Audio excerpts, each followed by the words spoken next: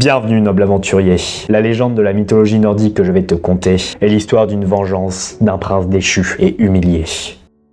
Le roi des Finards avait 3 fils. Un avait reçu le nom de Slagford, un autre celui de Egil, et enfin celui qui nous intéresse se prénomme Volund. Ils étaient réputés pour être de bons chasseurs, qui bravaient le froid et la neige, vêtus de leurs raquettes. Lors d'une sortie qui s'éternisa, la fratrie arriva à Ulfalar, la vallée aux loups. Plus précisément, au bord d'un lac surnommé Ulfasiar, lac aux loups. La nuit était tombée, et il y avait une tempête de neige. Alors, ils se construisirent une solide cabane en bois pour s'abriter.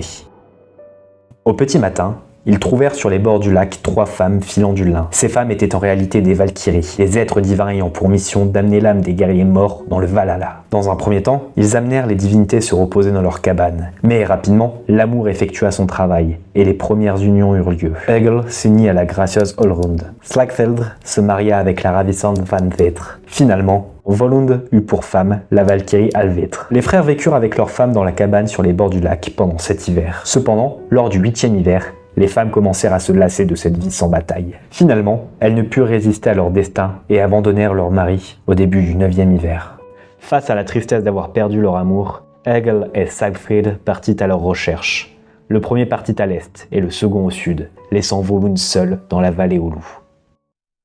C'était un excellent forgeron qui était reconnu de tous. Alors il se mit à forger avec de l'or rouge, de magnifiques anneaux dans l'espoir que sa femme reviendrait un jour à ses côtés. Après quelque temps à œuvrer en solitaire, le forgeron eut une mauvaise visite. En effet, Nidud, l'horrible chef des Nyarar, avait appris que Volund travaillait loin, sans personne pour le protéger. Lors d'une nuit noire, Nidud partit avec ses soldats. Ils arrivèrent au campement de l'artisan, mais il n'était pas là. Cependant, il trouva les 700 anneaux que Volund avait conçus. Le roi en prit une, puis il partit se cacher plus loin avec ses soldats. Lorsque Volund revint à son camp avec un ours fraîchement chassé, il compta ses anneaux et vit qu'il lui en manquait un. Il s'endormit joyeux, pensant que sa bien-aimée était revenue. Mais son réveil fut bien triste quand il sentit des menottes et ses poignets et qu'il vit le terrifiant Nidud. Le roi prit l'épée que Volund s'était forgée, ainsi que tous ses anneaux. Puis, il amena le pauvre homme dans son palais. Il fit la rencontre de toute la famille de Nidud, sa femme qui était tout aussi cruelle que lui, et ses enfants, 2 fils en âge de combattre et une jeune fille nommée Boldvedr.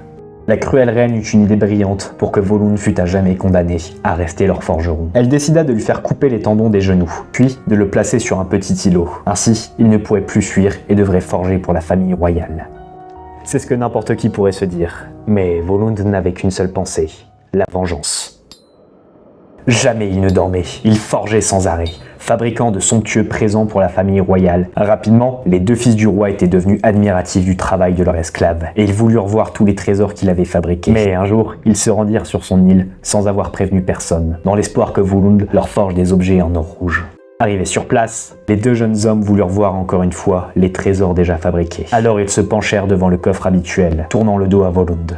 Cette erreur leur fut fatale. Le forgeron s'était fait une nouvelle épée, et il trancha d'un coup net les têtes des 2 garçons.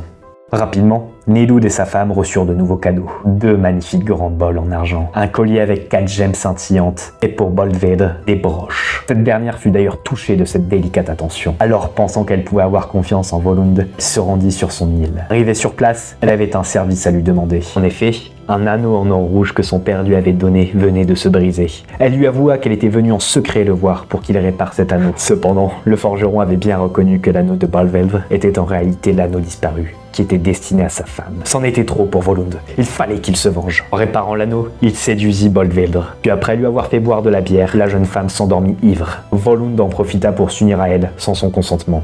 Sa vengeance était presque achevée. Il ne lui restait plus qu'à aller voir Nidud pour tout lui révéler. Alors le forgeron prit des ailes qu'il s'était confectionnées et il vola jusqu'aux fenêtres de la chambre royale. Apeuré, le roi le questionna sur la disparition de ses fils. Volund, en arborant un grand sourire, lui expliqua qu'ils étaient avec lui, que les bols en argent étaient les crânes de leurs fils, que le collier était fait avec leurs yeux, et enfin les broches avec leurs dents. Quant au reste des corps, ils étaient enterrés près de la forge. Le couple royal était sans voix, paralysé par l'effroi. Mais Volund reprit ses sinistres aveux.